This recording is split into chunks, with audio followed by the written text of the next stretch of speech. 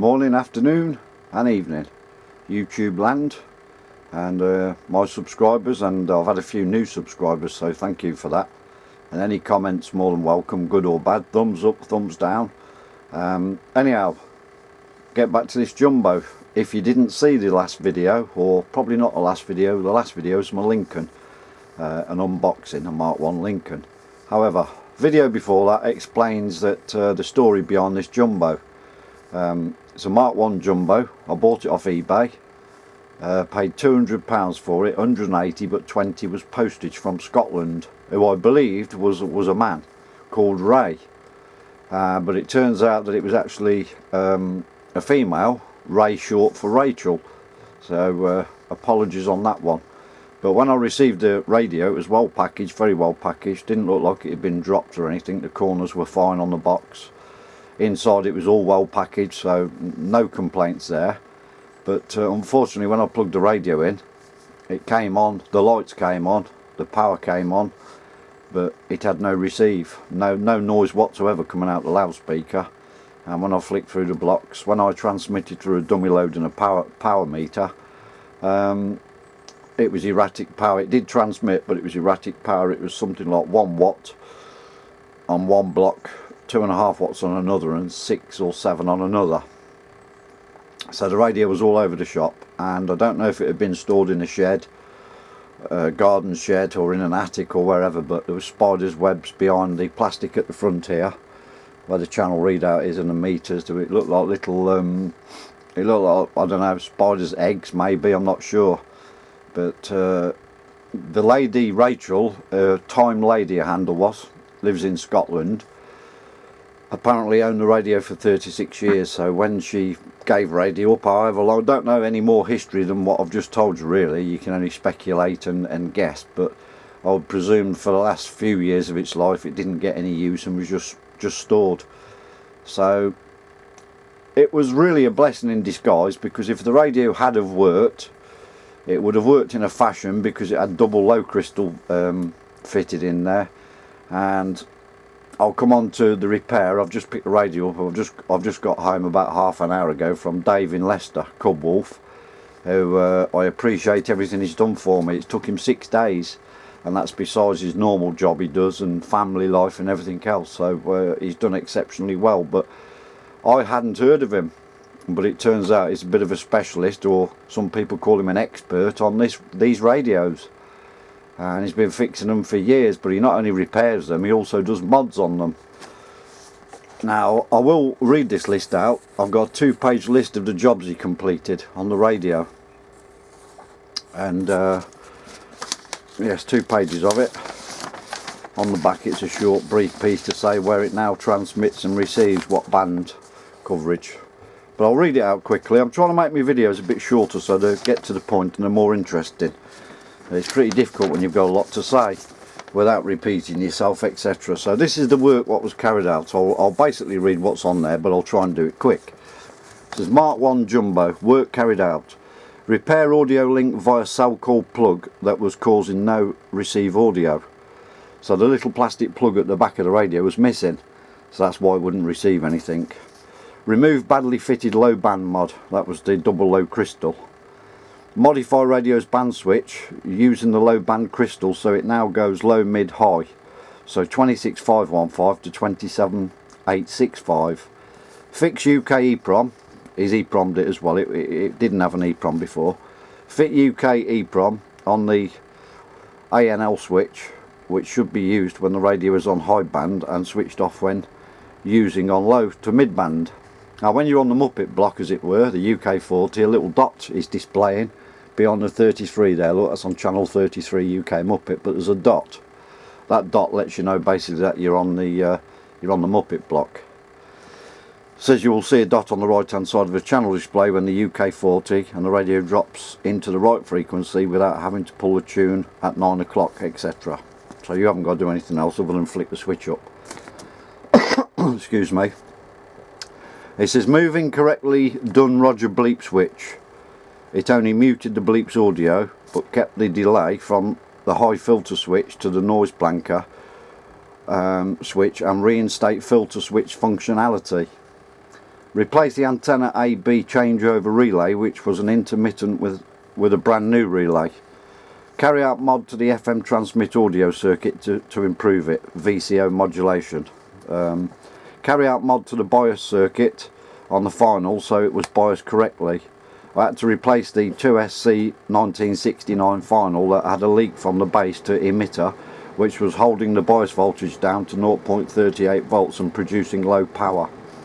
The faulty part is stuck on top of the radio. I told him to throw that in the bin. It says change the meter bulbs with white LEDs, which is what I asked for, and in my opinion it looks much better than the brownie coloured original ones. They did work okay, but they were a dingy coloured brownie sort of, looks brilliant now. It says replace the front half of the channel switch, which had play in the cog, causing it to skip channels. So that's been changed. Full alignment carried out on TX and RX, receive and transmit. Radio is doing around 6 watts AM FM and 1 watt on low power and 15 watts PEP on sideband. All switches and front panel cleaned. And the frequency coverage, I'm on the back page now, it says low band 26515 to 26955, mid band 26965 to 27405, and the high band 27415 to 27865, and the high band with ANL switch up is UK 2760125 to 2799125. Noise blanker switch is Roger bleep on and off because they weren't switchable, and all other controls are as standard. So and when I picked it up, he tells me that, because I was astonished how clean all this fascia panel is, it's immaculately clean, and he said he left his wife, his good lady, to the cleaning. She did all the cleaning work there, and the switches, etc. It still needs a little bit of cleaning here and there, but he's done a grand job, and I really appreciate what he's done. I gave him a little bit of extra money for what he wanted, because I thought it was a bit cheap personally for the time and effort that he's put into the radio, and I've told him it will be well looked after for his efforts. It won't be put into high SWRs or stupidly, you know, and I intend keeping it for a long time. However, I did want to be armed and dangerous with lots of information. I've done my I'm not very good on the internet. I've done my bit of research and I found no more than I already knew, really. Basically, this is the one what kicked it off, the Jumbo Mark 1. Several incarnations have continued over the years. There's the Colt Excaliburs, there's a bronze coloured one. I even saw a CRT, I can't remember what they called it, but it looked identical to a Jumbo. Then you've got your Galaxy Saturns, and the list goes on and on and on of copycat radios, but obviously the insides are different. The later ones now do quite serious power out the back, something like 150 watts, the 2995DX Galaxy.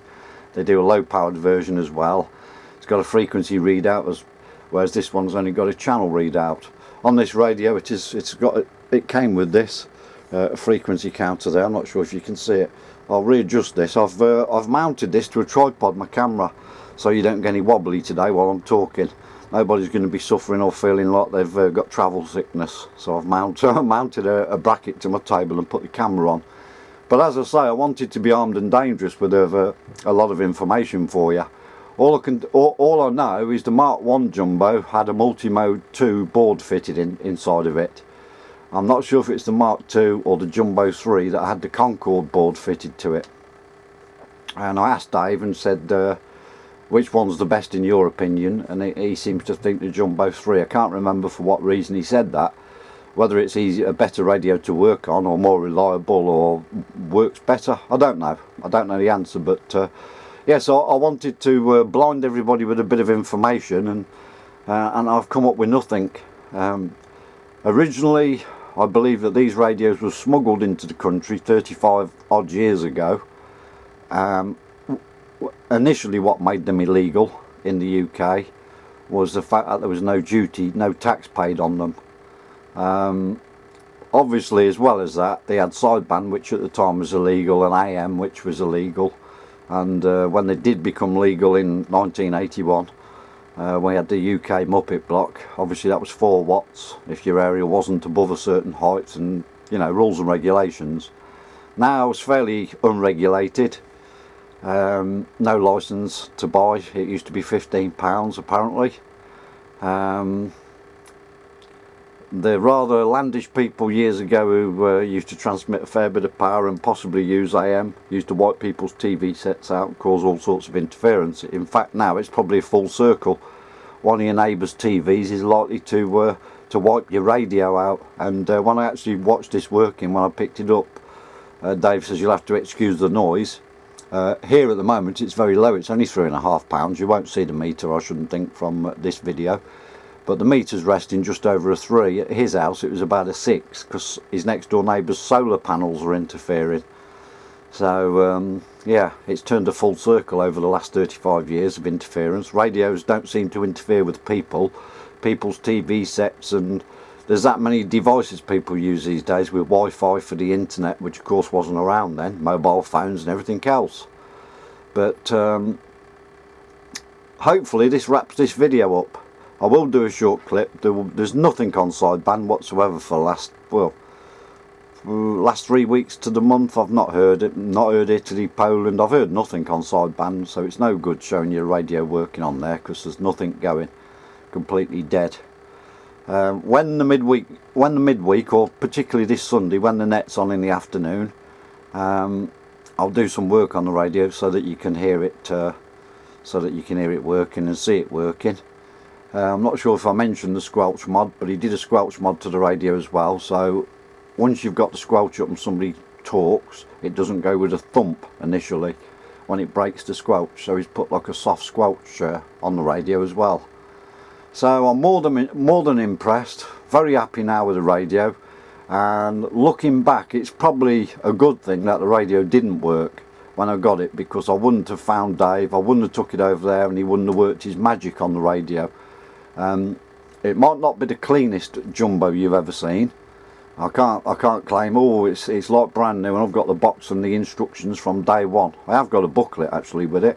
I have got a base mic which I've got to get sprayed or powder coated. That's a Ham International, and I have got the little frequency counter on the top. The model number is HFC/02. So what started out really pretty grim, in the sense that I was looking forward to receiving my radio, and when I got it, it didn't work. I got in touch with the seller, Rachel, in Scotland, and she was more than happy to give me all my money back. I've got no faults with her whatsoever. I asked for some of it back. I won't go into details of figures of money, but I asked for some money back, a partial refund, and I've basically used that money to get this radio fixed. And what I got back basically did pay to get it fixed, and paid for my fuel there and back twice to drop the radio off and pick it up. So yeah, so what turned out to be a bad luck story, and I was a little bit depressed and under the weather, turns out good in the end. And like I say, had the radio come and worked, but worked in a fashion, then long term I guess I wouldn't have been happy with it. So once again, thanks to Dave Cubwolf in Leicester for doing all the work. I really do appreciate it, and even his missus cleaning the bits and bobs that she did on it as well. And thanks for watching all, and the next time you see this radio, it will be all singing and all dancing, and I'll be speaking to somebody on here. So I've probably yabbled on like I normally do, but hopefully I've reduced the bull crap to a minimum. And thanks to any new subscribers on my channel, and thanks to the ones that have stayed with me. And I do intend to improve my channel as it goes with my editing. My title's a bit iffy. I'm not sure about that. It's one I just made up randomly about a month ago. My introduction at the start of the video. It's a bit here and there, but there you go. I'll make a better one as I get better, as I progress with my editing software. It's quite complicated, or to me it is. Anyhow, all have a nice day. 73s and 88s to you all, and thanks for watching. And as I say, the next time you'll see this radio fired up, and you'll hear how good it sounds and how well it transmits. I've already spoke to a couple of people before I fired it up, and they gave me fantastic reports. And I've heard the radio myself last night. He lives about 22 miles away from me, Dave does, and I heard him on it early hours of this morning. It sounded very good. Anyhow, take care all. 73's 88. We'll catch you soon.